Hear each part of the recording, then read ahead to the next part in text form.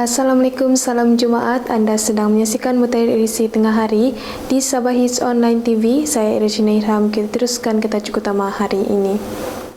Menjalani ujian RTK Antingen hanya perlu membayar RM60, kata Haji J.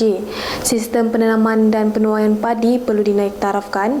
Seluruh negeri Masjid Sabah dibenarkan solat berjemaah mulai hari ini.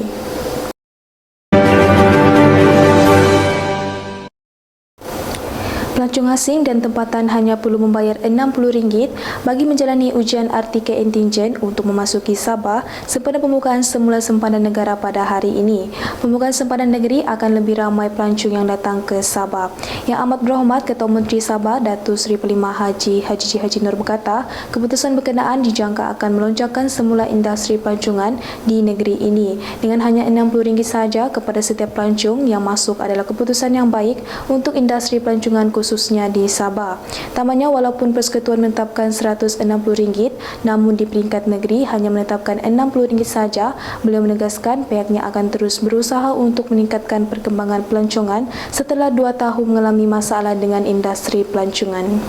Saya IBLB, Saya Regina Irham dan saya Syazena Azman. Kami dari Sabah Hits dan Sabah Gazette ingin mengucapkan selamat menyambut bulan Ramadan 2022.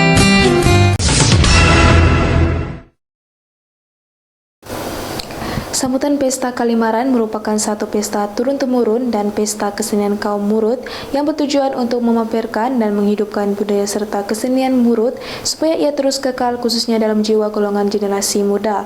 Sambutan Pesta Kalimaran kali ke-18 peringkat negeri Sabah telah diadakan di dataran Pekan Kemambung Tenom pada kemarin. Timbalan Ketua Menteri merangkap Menteri Pertanian dan Perikanan Sabah yang berhormat Datuk Seri Pelimah Dr. Jeffrey G. Ketingan berkata, Kerajaan Negeri Sabah telah mengiktirafkan Pesta Kalimaran sebagai perayaan peringkat negeri pada tahun 2003 dan sejak itulah menjadi perayaan tahunan yang disambut oleh pelbagai suku, kaum dan agama.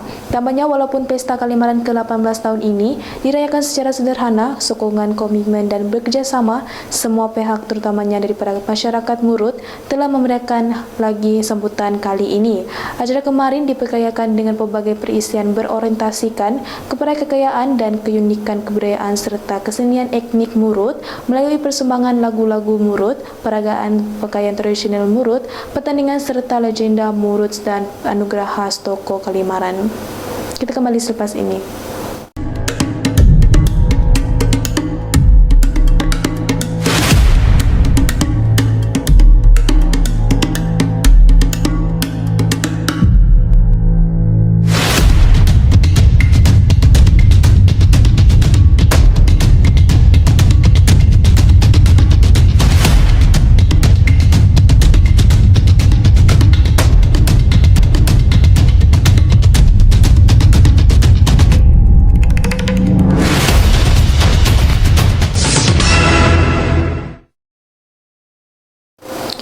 Kita bertemu kembali.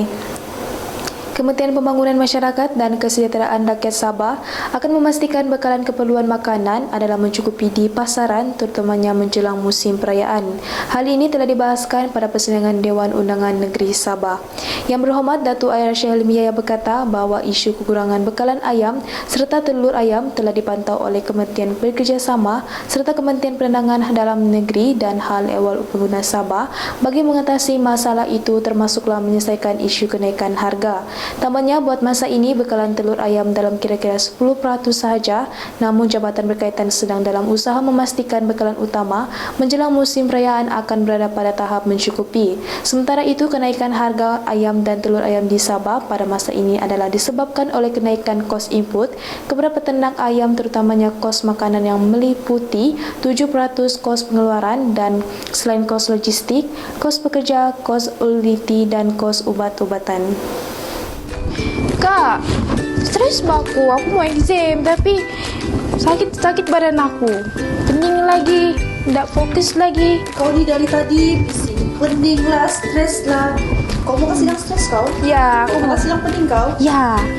Kau mesti try kopi, beef coffee.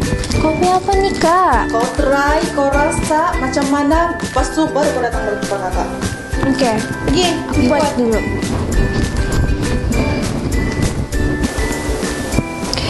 Tadi kakak aku cakap kopi ni boleh kasih.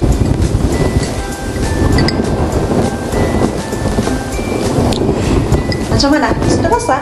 Sudah, sedap wah. Betul kan apa kakak cakap? Ya betul. Kamu di luar sana yang meminati kopi, kamu kena try Beat Coffee. Ya, dia dapat membina sel darah merah, dapat melancarkan sistem pengedaran darah dan juga dapat menyucikan asid urik. Kak, stok ini masih banyak kak? Jangan risau deh, stok ni memang banyak. Kamu di luar sana yang mau mencuba, kamu boleh terus hubungi nombor yang tertera. Bah, jom kita try dorang mama. Jom. Jom. Beat Coffee, terasa nikmatnya.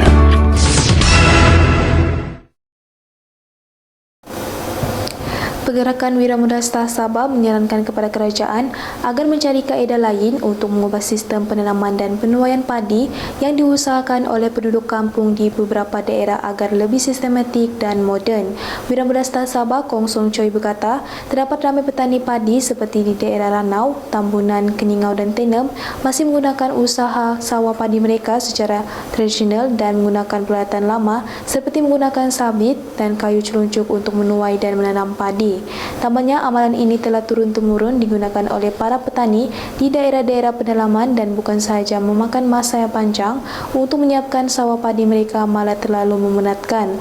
Kawasan penanaman padi masih terikat pada cara yang lama di mana penggunaan petak-petak kecil yang kadang-kala mengekarkan sistem perairan. Kita kembali selepas ini. Beat Coffee ni so-called healthy-licious coffee. Kita nak berubah daripada kopi yang tak sihat kepada kopi sihat.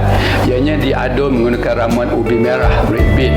Saya rasa pengguna hari ini bijak, mereka boleh google apa itu red beet atau ubi beet merah yang khasiatnya diakui oleh masyarakat dunia, oleh pakar-pakar, oleh pakar jantung dan sebagainya. So maka Beat Coffee diadun sebegitu rupa dengan 40 gram satu sachet, dengan aura kopinya, rasanya yang setakat ini ramai meramalkan Beat Coffee boleh menjadi kopi Malaysia bertaraf dunia. Beat Coffee, terasa nikmatnya.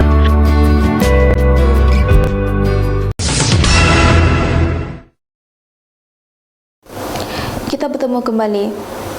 Sabah menetapkan kebenaran pelaksanaan solat jemaah dengan kapasiti penuh yang membabitkan masjid serta surau akan berkuat kuasa mulai hari ini. Kebenaran ini melibatkan semua masjid dan surau di negeri Sabah dengan kapasiti 100% serta penjarakan fizikal berdasarkan saiz sejadah. Mufti Sabah Datuk Bungsu alias Jajis Jafar berkata, kelonggaran tentang perkara itu telah dimaklumkan kepadanya oleh Jawatan Kuasa Pengurusan Bencana COVID-19 Negeri Sabah menerusi Pejabat Menteri Tugas-Tugas Khas Sabah. Ketetapan ini juga terpakai bagi prosedur operasi standard untuk solat Jumaat dan solat tarawih di Sabah. Tambahnya, dari segi saf pula ia harus tidak terlalu rapat dan tidak bertemu bahu serta mengikut sejadah masing-masing. Selain itu, beliau menyatakan SOP lain yang berkaitan solat secara berjemaah di masjid dan surau SOP masih dikekalkan seperti yang ditetapkan oleh pihaknya sebelum ini. Hal ini termasuklah mewajibkan jemaah memakai pelitup muka, membawa sejadah sendiri dan sudah menerima 2 dos lengkap vaksin. Sekian saja berita untuk edisi tengah hari. Saya Ira Shinirham, Sabah Hits Online TV.